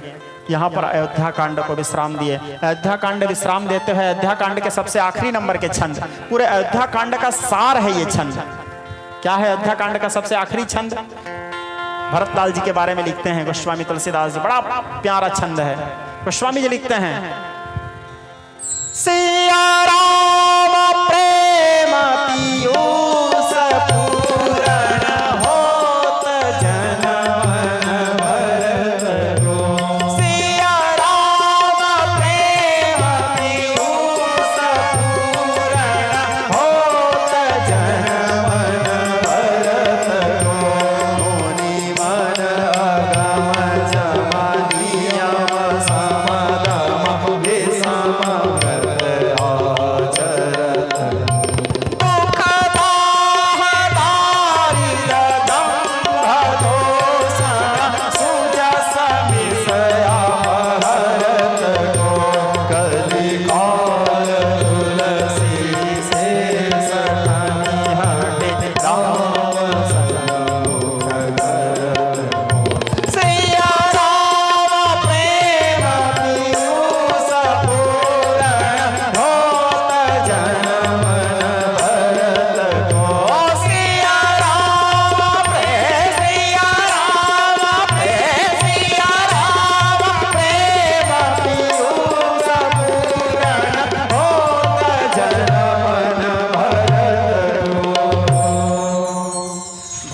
चरित करिने मो तुलसी जो सादर सुनहि। सिया राम पद पे मो अवसि होई भवरस विरते। मास प्राणि के स्वाविश्राम इते श्रीमद् रामचरित्रमानस सकल कलमल विध्वंसे द्वितीय सोपान विश्राम अयोध्या कांड विश्राम अरण्य कांड प्रारंभ। श्री गणेशाय नमः। श्री जानकी वल्लभो विजयते। अरण्य कांड अरण्य कांड के पहला कथा एक दिन की बात है। यहाँ पे फिर एक बार शब्द आया अरण्य कांड में, एक बार चुनी कुसुम सुहाए। भगवान चित्रकूट निवास कर रहे हैं, गोस्वामी जी लिख रहे हैं, एक बार चुनी कुसुम सुहाए निज कर भूषण राम बनाए। अबल से तही पही अबल से तही पहिराए प्रभु सादर बैठे फटी कसिला सुंदर। एक बार अभी थोड़ी देर पहले बताया था, माता सीता रोज सुंदर सुंदर पुष्पों के चयन करती थी, माला बना के राम जी को पहनाती थी। विज्ञ स्नेही स्वजन यहाँ पर तो एक बार चुनी कुसुम सुहाई, रोज माता सीता सुंदर सुंदर पुष्पों के चयन करती थी, राम जी को पहनाती थी। लेकिन आज एक बार, बाकी दिन सीता जी राम जी को पहनाती थी, लेकिन एक बार चुनी कुसुम सुहाई। आज राम जी सुंदर सुंदर पुष्पों का चयन किए और पुष्पों के चयन करके उस पुष्पों को सुंदर माला बनाए और माला बना करके सीता जी को पहनाए। या ये समझ जाओ ये राम के शक्ति पूजा है। राम की शक्ति पूजा। पत्नी शक्ति होती है, शक्ति रूपेण संस्थिता। पत्नी का स्थान धर्म पत्नी माना गया है, उसको भोग पत्नी नहीं है, वो धर्म पत्नी शब्द से संबोधित किया गया है। हमारी शक्ति है, तो यहाँ राम शक्ति पूजा कर रहे हैं। क्यों? अरण्य कांड है। अब यहीं से रघुनाथ जी भूभार हरण के लीला आरंभ करने वाले हैं, नरसंहार करने वाले हैं भगवान। अब राम जी कमर बांधने वाले हैं। जिस उद्देश्य से धरती में आए हैं रघुनाथ जी, उस कार्य को पूर्ण करने के लिए पहले शक्ति की आवश्यकता है, तो इसीलिए पहले शक्ति पूजा। सीता कौन है? स्वयं शक्ति है। उद्भव स्थिति संहार कारणिम क्लेश हारणिम सर्वश्रेयकरीम सीताम नतोहम राम वल्लभाम यन्मायाम समृद्धि ब्रह्मादि देवासुरा जनक सुता जग जननी जानकी अतिशय प्रिय करुणा निधान की। इसीलिए राम की शक्ति पूजा। रघुनाथ जी यहाँ पे शक्ति पूजा किए हैं, जगदम्बा के पूजा किए। राम की शक्ति पूजा अर्थात एक बार चुनी कुसुम सुहाई। फिर पीछे से चलते हैं। एक बार चुनी कुसुम सुहाई निज कर भूषण राम बनाई सीता ही पहिराए प्रभु सादर। आदर के साथ भगवती सीता को माल्यार्पण किए भगवान। राम की शक्ति पूजा, माल्यार्पण किए। ये राम क्यों कर रहे हैं? क्योंकि अरण्य कांड आरंभ कर रहे हैं, नरसंहार करने वाले हैं भगवान। जिस उद्देश्य से धरती में भगवान जन्म लिए हैं, उस उद्देश्य को पूर्ति करने जा रहे हैं भगवान। भगवान का आगमन क्यों हुआ है? भूभार हरण के लिए हुआ है। अब भूभार हरण अभी तक नहीं किए हैं, अब शुरू करने जा रहे हैं भगवान। तो इससे सबसे पहले शक्ति की आवश्यकता है, इसलिए सबसे पहले शक्ति पूजा। दिग्गज स्नेही स्वजन, तो यहाँ पर सीता जी के शक्ति पूजा किए। शक्ति पूजा करने के बाद राम जी सीता जी के गोद में लेटे हुए थे। एकदम ध्यान से समझना कथा को। राम जी सीता जी के गोद में लेटे हुए थे। माता सीता रघुनाथ जी के बालों को अपनी उंगलियों से खेल रही थी। तो रघुनाथ जी बड़े आनंद के साथ माता जानकी के गोद में, माता वैदेही के गोद में लेटे हुए थे। उसी समय देवराज इंद्र के पुत्र जयंत, भगवान में कितना बल है देखने की उसको इच्छा हुआ। इसी को बोलते हैं विनाश काले विपरीत बुद्धि हैं। उसको किसी और के बल देखने की इच्छा नहीं, स्वयं भगवान के बल देखने, वो भी इंद्र का बेटा। ठीक, तो क्या किया? कौआ का रूप धारण किया, जिसके बल के बारे में कहा गया है श्रोता समाज ना वेद कहता है ना केवलम भौतस्य राजनम समा बलाबलिनाम चापरेसाम परावरास्त्र जंगमायो येन ब्रह्मादयो वंश प्रणीता। जिसके बल के सामने सारे संसार का बल फीका, उस भगवान रघुनाथ जी के सर्व समर्थ रघुनाथ जी के बल के परीक्षा लेने के लिए जयंत कौआ के वेश धारण किए और सीता चरण चोच हट, सीता जी के चरणों में चोच प्रहार किए और चोच प्रहार करके वो कौआ आकाश मार्ग मोड़ा। जब खून बहने लगा, राम जी देखे खून बह रहा है, कहां से? बोले क्या हुआ सीते? बोले कौआ आकर के मार के गया है प्रभु चोंच। रघुनाथ जी सीख धनुष सायक संघाना। रघुनाथ जी एक तृणवश को उठाए, घास के टुकड़ा को, और वो कौआ के पीछे में मारे। बात यह है राम जी जो छोड़ दे वो रामबाण।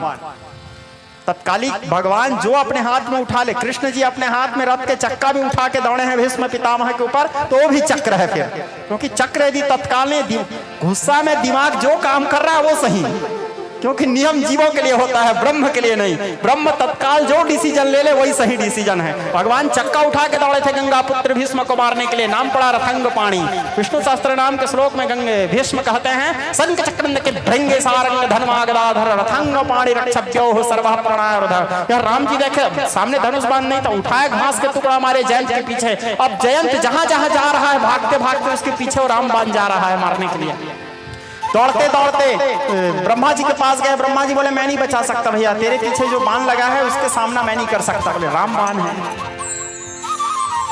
भगवान शंकर के पास गया, बोले वो वही, बोले मैं नहीं बचाऊंगा। उसके बाप के पास आए, उसके बाप बोले मैं भी नहीं बचा सकता बेटा, तेरे चक्कर में मेरा कुर्सी चला जाएगा। बोले बड़ा इंपॉर्टेंट चीज है बेटा, ये ले दे के मिलता है। बेटा के चक्कर में आऊंगा कुर्सी छूट जाएगा बेटा, मैं मर जाऊंगा, तू जा भैया यहाँ से। बोले इंद्र जयंत को भी भगा।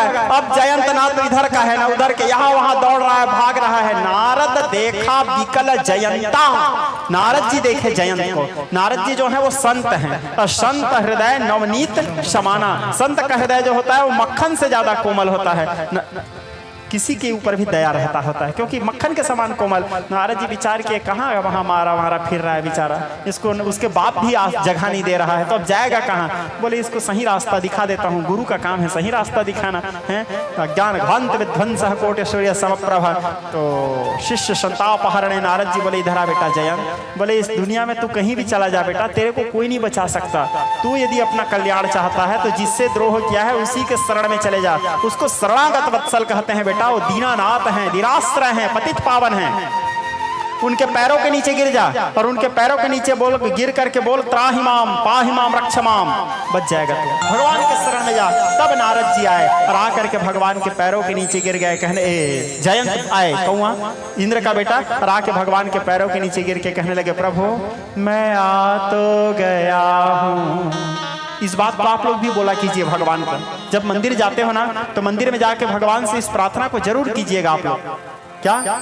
मैं आ तो गया हूँ मगर जानता हूँ, मैं आ तो गया हूँ मगर जानता हूँ, तेरे दर पे आने के काबिल नहीं हूँ, तेरे इतना पापी हूँ प्रभु, इतना अधम हूँ, मौसम कौन कुटिल खलकामी। अपने आप को गिराओ भगवान के पास, कहो प्रभु मैं आ तो गया हूँ मगर जानता हूँ, तेरे दर पे आने के काबिल नहीं हूँ, तेरी मेहरबानी का है बोझ इतना कि सर भी उठाने के काबिल नहीं हूँ, तेरी मेहरबानी का है बोझ इतना कि सर भी उठाने के काबिल नहीं हूँ, मैं आ तो गया हूँ मगर जानता हूँ। भगवान से कहो आसरा इस जहां का मिले ना मिले, मुझको तेरा सहारा सदा चाहिए। आसरा इस जहां का मिले ना मिले, मुझको तेरा सहारा सदा चाहिए। भगवान तो जयंत आके भगवान के पैरों के नीचे गिर गया। और भगवान तो शरणागत वत्सल हैं, शरण में आए हैं तो मरण नहीं हो सकता, क्योंकि उनको शरणागत वत्सल, इसीलिए तो विभीषण भी आ गए थे। भगवान के जब शरण में पहुंचे, भगवान बोले देख जयंत अब बाण छोड़ चुका हूं, बाण वापस तो नहीं आ सकता बेटा, और शरण में आया है तो तू मर भी नहीं सकता। तो एक काम करता हूं, दंड देना भी जरूरी है, क्योंकि न्याय शास्त्र में दंड का विधान है। न्यायो ही दंडाकृति के लिए, यदि अपराधी को दंड नहीं मिलेगा तो अपराध और बढ़ेगा। तो एक भगवान शंकर कथा सुनाते हुए उमा से कहते हैं, उमा एक नयन कर तजा भवानी, एक आंख को भगवान फोड़ दिए जयंत के। आप लोग देखना, कोई भी कौवा प्रजाति को देखना, कौवा का एक ही आंख रहता है, दिखता भले दोनों आंख है, लेकिन कौवा अपने एक ही आंख से देख सकता है, एक आंख अंधा रहता है। आप लोग कभी कौवा को गौर से देखना, कोई चीज को जब कौवा देखता है तो ऐसे सीधा नहीं देखता, ऐसे टेढ़ा होके ही देखता है। कभी गौर करना, ठीक है, टेढ़ा होके ही देखेगा, उसका एक ही आंख है। तो विज्ञ स्नेही स्वजन यहाँ पे जयंत के उद्धार किए। अब रघुनाथ जी भैया लखन से कहे, लखन अब हम लोग कुछ चित्रकूट में निवास करते, थोड़ा समय हो रहा है, अब लोगों को भी पता चल रहा है, ज़्यादा लोग यहाँ मिलने जुलने आ रहे हैं, और हम क्या है अकेला रहना पसंद करते थे भगवान, अब हमको यहाँ से चले जाना चाहिए। इस प्रकार विचार करके रघुनाथ जी भैया लखन और माता जानकी के साथ वहाँ से आगे चित्रकूट को छोड़ करके आगे की ओर प्रस्थान करने लगे। जाते समय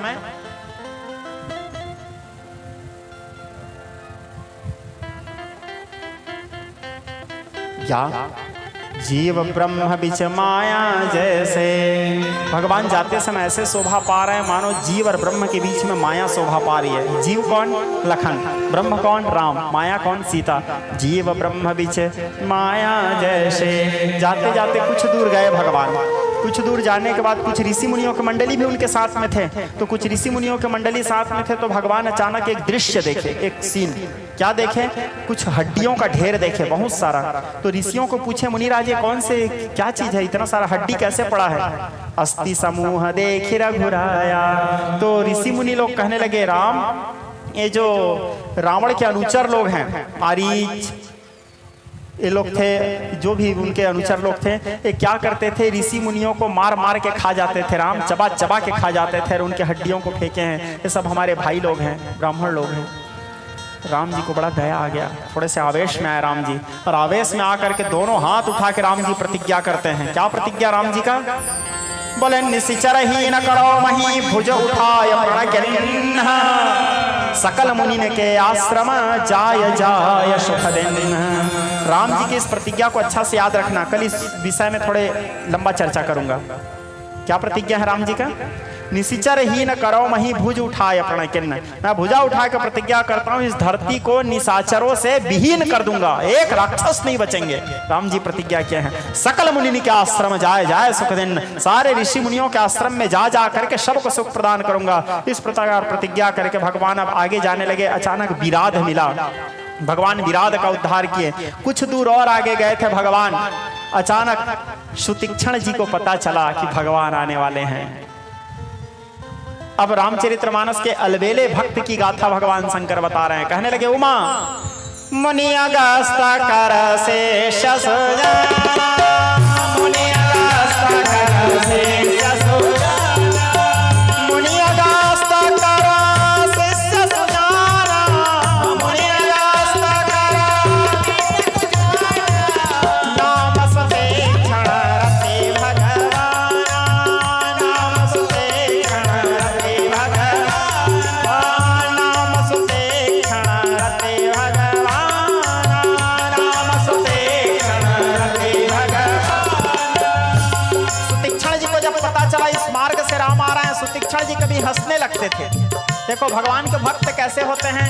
विष्णु पुराण में एक लाइन आता है, एक बार विष्णु जी से नारद जी पूछे प्रभु आपके भक्त कैसे होते हैं, एक लाइन में उत्तर दिया भगवान पागल होते हैं। पूछे आपके भक्त कैसे होते हैं, बोले पागल होते हैं। जिसको देखते ही ये समझ आ जाए पागल है, समझ जाओ वही भक्त है। कभी आप हंसने लग रहे हैं, कभी रोने लगते थे, कभी मुंह फुलाने बैठ जाते थे, बोले इतना देर हो गया नहीं आ रहे हो। कभी गाली देने लगते थे। भक्त भगवान को गाली भी दे सकता है, आप लोग नहीं दे सकते। उसके लिए पहले हमको भक्त बनना पड़ता है, ठीक है। अब भक्त हम हो गए हैं, इस बात का पता हमको कैसे चलेगा। हम थोड़ी अपने आप को भक्त मान लेंगे। भगवान सिग्नेचर करते हैं, अब ये मेरा हो गया मम है। भगवान बोलते हैं कि हम भक्त बन चुके। जब वो सिग्नेचर करेंगे तब हम भक्त कहलाएंगे। हम लोग बोलचाल के भाषा में बोल देते हैं वो राम जी का भक्त है, वो हनुमान जी का भक्त है। वो भक्त नहीं है, प्रैक्टिस कर रहा है भक्त बनने का, ठीक है। दिया जला रहे हैं, अगरबत्ती जला रहे हैं, फूल चढ़ा रहे हैं, नारियल चढ़ा रहे हैं, उपवास कर रहे हैं, व्रत कर रहे हैं। इसका मतलब ये नहीं कि हम भक्त बन गए। भक्त बनने का प्रैक्टिस कर रहे हैं। सिग्नेचर भगवान करेंगे, हाँ ये मेरा हो चुका। और जब तक वो नहीं बोले हैं कि ये मेरा हो चुका, तब तक हम भक्त नहीं बने हैं। अभी हम ट्रेनिंग पीरियड में हैं। सुतीक्ष्ण जी भगवान के भक्त थे, बन चुके थे गुरु कृपा से। गुरु कृपा ही केवल, क्योंकि गुरु के द्वारा बहिष्कृत हुए थे ये। जब उनको पता चला, उनके गुरु जी उनको आश्रम से निकाल दिए थे। कथा आप लोगों को बताया हूँ, आप लोग सुने भी होंगे यूट्यूब के माध्यम से। तो उसको आश्रम से निकाल दिए थे, बोले थे बेटा जिस दिन मेरे राम को लेके आएगा उसी दिन आना, नहीं तो मत आना। तो उसको गुरु जी से भी मिलना था, गुरु का वियोग भी है। जैसे सुतीक्ष्ण जी को पता चला इस मार्ग से राम जी आ रहे हैं, कभी नाचने लगते थे, बोले राम आएंगे तो लेके गुरुजी के पास जाऊंगा, उस बहाने मेरा गुरुजी से मिलन होगा।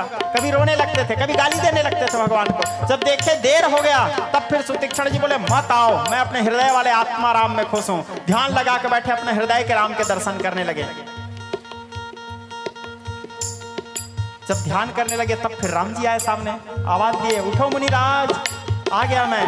नहीं उठे, बोले उठो ना मुनिराज, आ गया मैं। नहीं उठे, वो तो अपने हृदय वाले राम को देख रहे हैं। लखनलाल बोले बड़ा अलबेला भक्त है प्रभु आपका, आप खुशामद कर रहे हो, दर्शन कर लो, दर्शन कर लो। ये दर्शन नहीं कर रहा है, भाव खा रहा है। भगवान बोले ऐसे ही होते हैं मेरे भक्त। गोस्वामी जी लिख रहे हैं निर्भर प्रेम मगन मुनि ज्ञानी, निर्भर प्रेम मगन मुनि ज्ञानी, निर्भर प्रेम मगन मुनि ज्ञानी, निर्भर प्रेम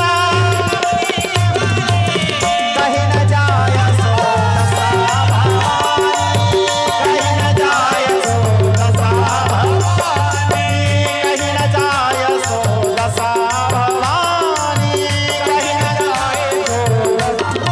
भोले बाबा कह रहे हैं जगदम्बा को कथा सुनाते हुए, निर्भर प्रेम मगन मुनि ज्ञानी, कहीं न जाय सो दशा भवानी। उसके दशा को वर्णन नहीं किया जा सकता।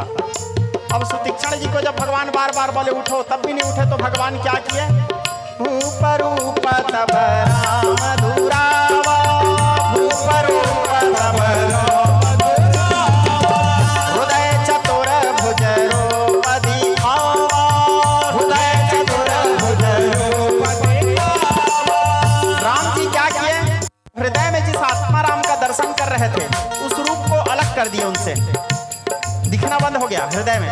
जैसे दिखना बंद हो गया, व्याकुल हो गए वो। नेत्र खोले, कैसे व्याकुल हुए, फिर गोस्वामी जी लिख रहे हैं मानस में, मणि बिनु फणी जिमी जला बिनु मीना, मणि बिनु फणी जिमी जला बिनु मीना, मणि बिनु फणी जिमी जला बिनु मीना, मणि बिनु फणी जिमी